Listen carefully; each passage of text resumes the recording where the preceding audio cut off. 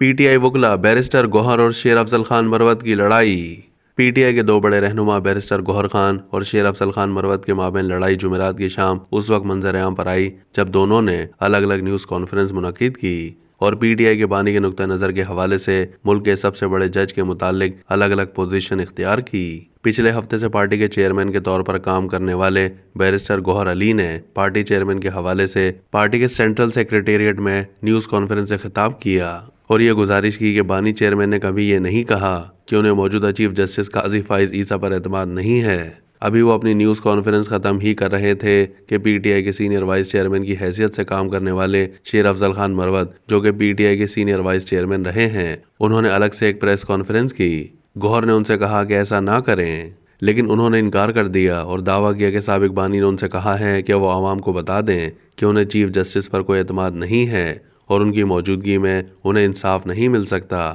شیر افضل نے مزید دعویٰ کیا کہ وہ پارٹی کے سابق بانی کی ہدایات پر پریس کانفرنس کر رہے ہیں اور ان کے الفاظ قید بانی کی پالیسی ہیں۔ قبل ازیں شیر افضل خان مروت نے اڈیالہ جیل راولپنڈی کے باہر صحافیوں سے گفتگو کرتے ہوئے کہا ہے کہ پی ٹی آئی نے قاضی فائز عیسیٰ پر کوئی اعتماد نہ ہونے کا اعلان کیا ہے اور انہیں پی ٹی آئی اور ان کے رہنماؤں کا مذاق اڑانے کا کوئی حق نہیں ہے۔ بیرسٹر گوہر اور شیر افضل خان مروت وکلا کے دو مختلف گروپوں سے تعلق رکھتے ہیں اور دونوں پارٹی کی لیڈرشپ کے حصول کے لیے کوششیں کر رہے ہیں۔ شیر افضل نے واضح کیا کہ ہم عدلیہ کی عزت کرتے ہیں مگر اس سے خوفزدہ نہیں ہیں۔